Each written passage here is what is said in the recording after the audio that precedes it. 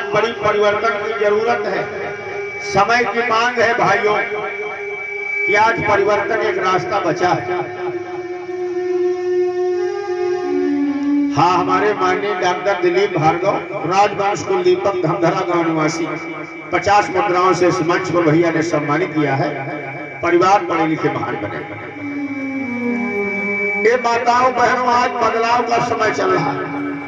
एक परिवर्तन की बयार देश में चल रही है। तमाम लोग कहते हैं हो जाएगा, कर लेंगे।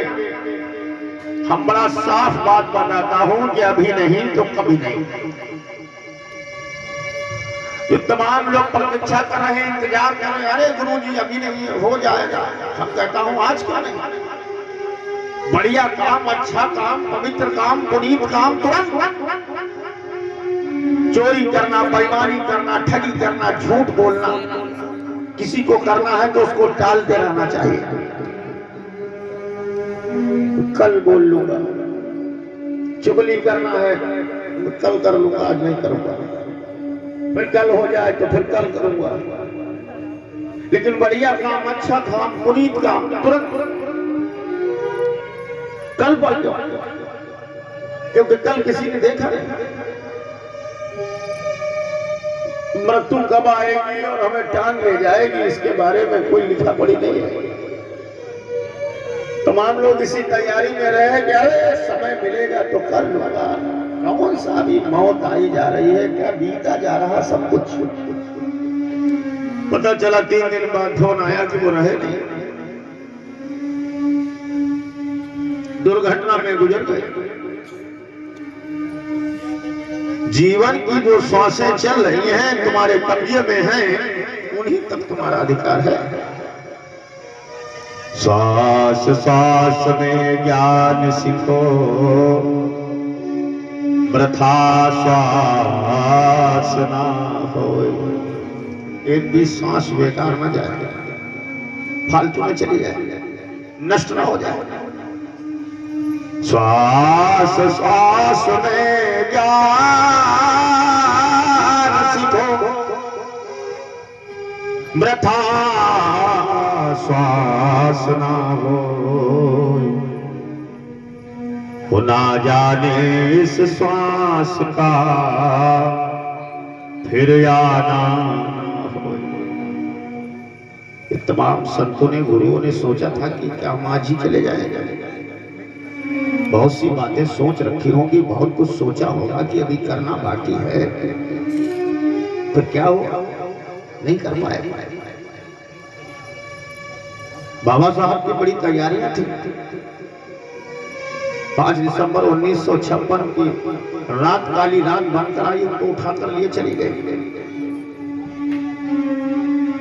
रात के 2 बजे नानक चंद रत्तू से कहते हैं, रत्तू सवेरे जाना तो ये किताब लेकर के जाना और छपवा देना। मानो उन्हें आभास हो रहा था कि मृत्यु आज ही आएगी। तनी के मानो सोच तो लेता, फिर ठहर जाता, फिर रुक जाता, फिर ये ईर्ष्या और नफरत को त्याग देता, मन पवित्र हो जाता। और मन पवित्र हो जाता तो प्रेम पैदा हो जाता, प्रेम पैदा हो जाता तो भाईचारा बन जाता, भाईचारा बन जाता तो खोया हुआ राजपाट, खोया हुआ वैभव मिल जाता।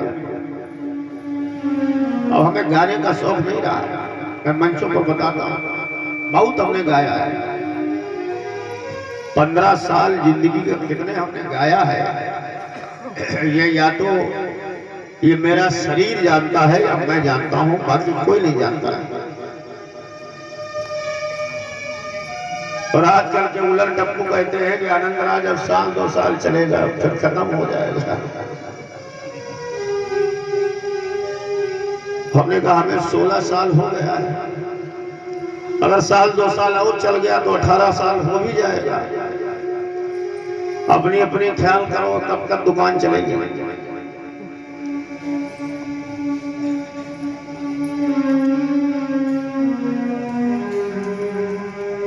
तो अब न गाने का न बजाने का, अब ये कोई हसरत और कोई हमारे भीतर इच्छा नहीं रही। अब केवल एक चीज की इच्छा बची है और यह है बिखरे हुए समाज को इकट्ठा कर दो।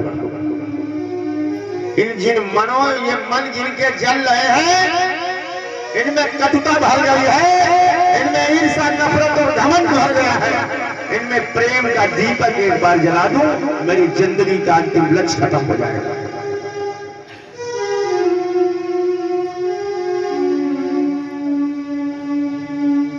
समय आज मांग कर रहा है कि आज एकता के सूत्र में बन जाओ। माताओं बहनों, प्रेम पैदा करो, प्रेम की खेती करो, सुबह शाम दोपहर प्रेम पैदा करो। आनंदराज ने 15 सालों में समाज में प्रेम पैदा किया है। रोते हैं लोग मेरे लिए, मेरे रिश्तेदार नहीं है, मेरे नातेदार नहीं है, मेरे हितु मित्र दिलगीर नहीं है, रोते हैं। जानते हो क्यों? क्योंकि मैंने प्रेम पैदा किया है। मैंने इन्हें कुछ दिया नहीं है, ये सब मुझे खुद देते हैं। लोगों, जो बांटोगे वही मिलेगा। मैं प्रेम बांटता हूं इसलिए प्रेम मिल रहा है। तुम नफरत बांटते हो इसलिए नफरत मिलेगी। ईर्ष्या बांटोगे ईर्ष्या मिलेगी, कलह बांटोगे कलह मिलेगी। जो बांटते हो वही तुम्हें मिलता है। हमारे कर्म आईना की तरह होते हैं, शीशे की तरह। शीशे में जैसा चेहरे में देखता हो वैसा ही नजर आता है। कर्म हमारे प्रतिबिंब, हमारी छाया बनकर के हमारा पीछा करते हैं। हमारे घरों में लड़ाई होती है, झगड़ा होता है, कलह होता, क्लेश होता। बेटी माँ की बात नहीं मानती, बेटा बाप की बात नहीं मानता। सब अलग अलग भागे जा रहे, मानो इनके जीवन में कोई बहुत बड़ी आंधी आने वाली, और ऐसा लगता है कोई बहुत बड़ा तूफान आने का संकेत आ रहा है। साथियों, ये जो हमारे जीवन में अव्यवस्था फैली हुई है, ये जो अंधाधुंध गति से हम जीते चले जा रहे हैं, मानो प्रेम शब्दों में रह गया है, फिर जीवन में वृत्ति भर रही नहीं गया। कबीर 800 साल पहले प्रेम के बीज बो रहे थे। उन्होंने कभी सोचा होगा कि आज 800 साल पहले जिन प्रेम की फसलों को बो रहा होगा, उनकी कभी बहुत बढ़िया फसल पैदा होगा, और उस फसल से ये भारत लहलहाएगा, ये भारत फिर से सोने की चिड़िया बनेगा, ये सुखी और समृद्ध देश बनेगा। हमने इन महापुरुषों की तस्वीरें तो लगा ली, लेकिन इनके विचारों को अपनी जिंदगी में हमने उतार नहीं पाया। इसलिए 20 मार कथा करने के बाद उनके जीवन में कोई बदलाव नहीं हुआ। तो आज की ये जो कथा सुन रही हो, हमारी माताएं बहनें सुन रही हैं, यहां से आपको सीख करके जाना है कि हम बहुत जल्दी ये कलह कलेश नहीं करेंगे। ये लड़ाई चल रहा है, ये झगड़ा चल रहा है, ये हमारी पारिवारिक आंतरिक सुरक्षा को खतरा पैदा कर रहा है। ये जो हम भाई भाई लड़ रहे हैं, ये दूसरे लोग आनंद ले रहे हैं। चप्पल निकालो उधर। हमारे एक भाई को अपने साथ में ले लेते हैं, ये निकाल के बैठो।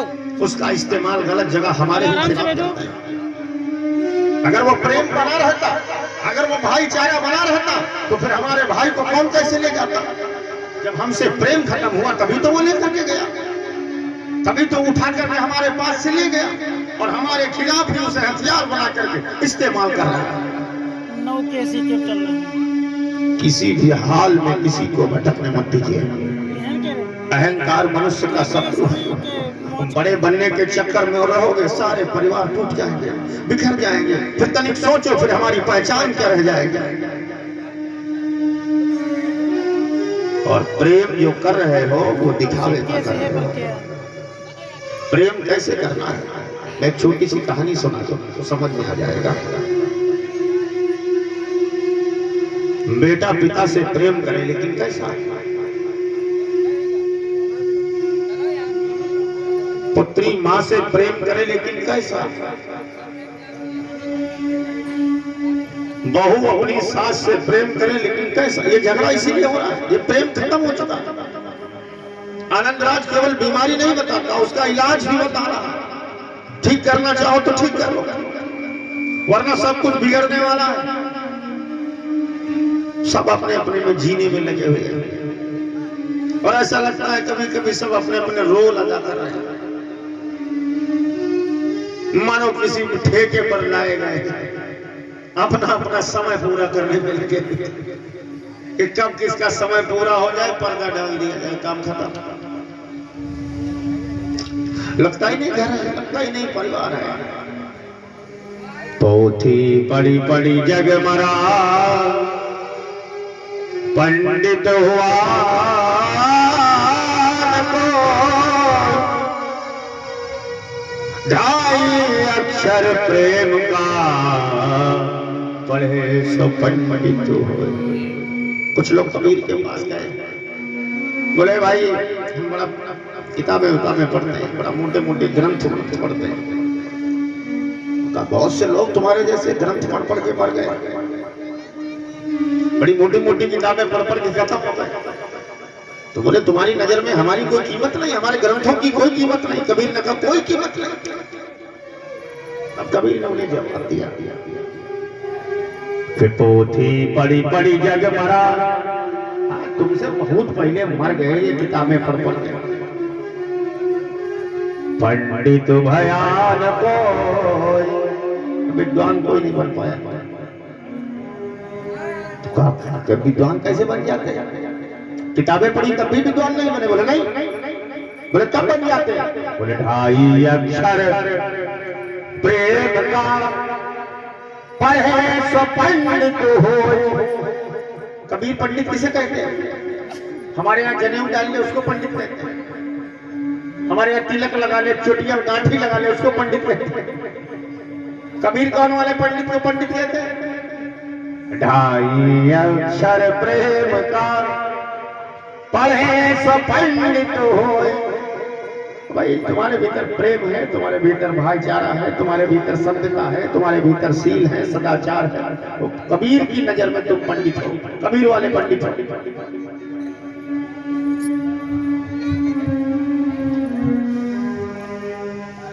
वो कबीर वाला पंडित, हमको कबीर वाला पंडित बनना है,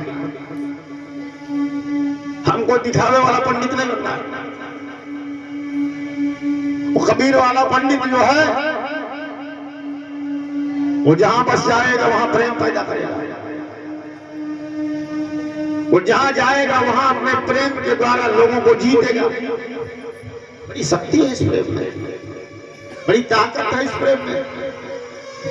बुद्ध ने, कबीर ने, ईसा ने, हजरत ने, पैगंबर ने, सबने तो प्रेम करना सिखाया। भगवान बुद्ध तो पशु पक्षियों से प्रेम करते थे, आदमी आदमी से करे तो क्या हुआ, वो पशु पक्षियों से प्रेम करते थे। आपने कहानी पढ़ी बुद्ध के बारे में, जिस समय